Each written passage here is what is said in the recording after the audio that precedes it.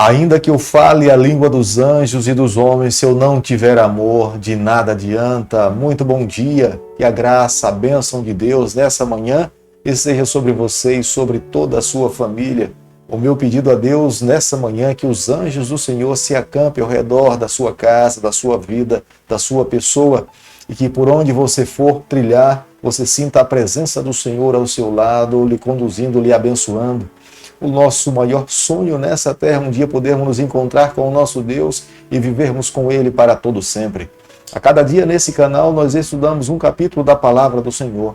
E nessa manhã eu convido você a ter nas mãos a Palavra de Deus no livro de Provérbios, capítulo 22, o versículo 1. Mais vale o bom nome do que muitas riquezas. O ser estimado é melhor do que a prata e o ouro.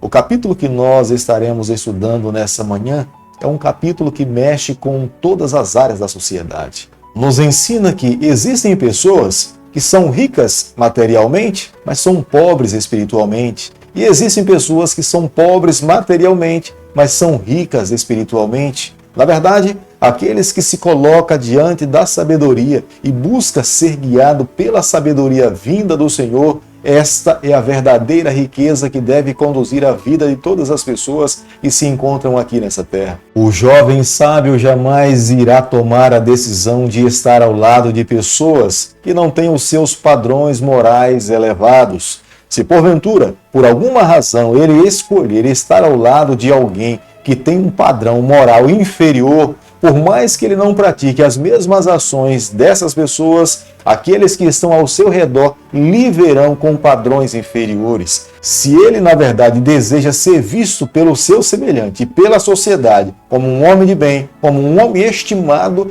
ele precisa buscar estar ao lado daquelas pessoas que possuem padrões, que possuem sabedoria. Os padrões que nos ensinam a verdadeira sabedoria, nós só encontramos dentro da palavra do Senhor. Nós não encontramos nesse mundo. Aquele que está em contato com Deus consegue entender o que é viver uma vida verdadeiramente sábia. Aquele que busca amar a palavra do Senhor, o Senhor abençoa essa vida para que cada vez mais ele se torne mais sábio. Deus não faz acepção de pessoas. Deus ama a todos. Deus ama os ricos, Deus ama os pobres. Todos aqueles que nasceram nesse mundo são o alvo do amor de Deus. Deus não quer perder nenhum filho. Deus quer salvar a todos os seus filhos. É por isso que Jesus Cristo veio aqui a essa terra, morreu morte de cruz para nos dar o direito da salvação em Jesus Cristo. Ambas as classes dentro da nossa sociedade, uma precisa da outra. Os ricos precisam dos pobres para que possam trabalhar para eles. Os pobres precisam dos ricos para que possam ter emprego e manter a sua vida e a sua família. Quando um rico trata um pobre com integridade, paga tudo aquilo que de fato é necessário para um pobre, esse pobre está sendo abençoado. Ele terá a oportunidade de entender quem é Deus. Da mesma forma, quando um pobre trabalha para um rico e esse é íntegro no seu trabalho, procura desenvolver da melhor maneira possível a sua vida, o seu testemunho testifica a respeito da verdadeira sabedoria. A verdadeira sabedoria que deve ser buscada por todos nós é aquela que provém do céu. Não é a riqueza que nós encontramos nessa terra, mas a verdadeira sabedoria deve ser aquela que provém do trono do Senhor. Palavras sábias, atitudes como cristão, deixar de lado a preguiça, deixar de lado o falatório vão, honrar pai, honrar mãe, respeitar os idosos dessa sociedade, cuidar das viúvas, dos órfãos. Esta é a verdadeira sabedoria que Deus deixou para que nós pudéssemos seguir nessa terra. Aqueles que a buscam, aqueles que vivem em integridade a esses ensinamentos, são vistos pelo céu como sendo pessoas verdadeiramente sábias. Provérbios capítulo 22, o versículo 6, a Bíblia diz o seguinte: ensina a criança no caminho em que deve andar, e ainda quando for velho, não se desviará dele.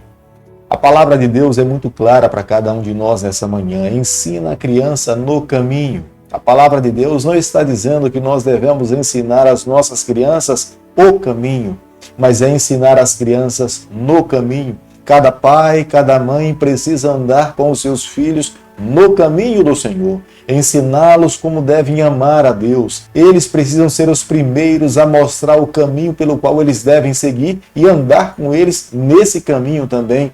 Mostrar simplesmente o caminho e seguir por um outro caminho não é a orientação bíblica, não é a sabedoria divina. A sabedoria divina nos ensina que nós precisamos mostrar o caminho e andar com eles por toda a nossa vida, sendo modelo, ensinando com a nossa vida, com as nossas palavras e tendo a palavra de Deus nas mãos, mostrando as razões pelas quais nós devemos seguir neste caminho. A palavra de Deus nos ensina que nós também colhemos aquilo que nós plantamos. Se nós plantamos generosidade, iremos colher generosidade. Mas se nós plantamos alguma outra coisa, nós também iremos colher aquilo que nós plantamos.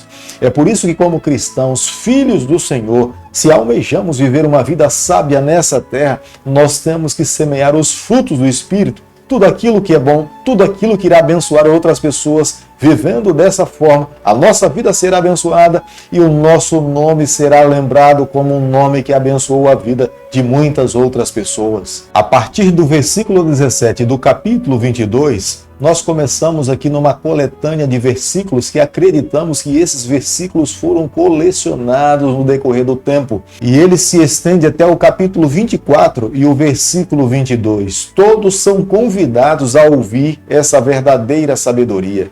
No versículo 13 do capítulo que nós estamos estudando nessa manhã, mais uma vez o sábio Salomão dedica tempo para falar da vida de alguém que vive de uma forma indolente, preguiçosa. No versículo 13 do capítulo que nós estamos estudando nessa manhã, o sábio Salomão, mais uma vez, ele dedica um tempo para falar da vida de alguém que vive de uma forma indolente ou preguiçosa.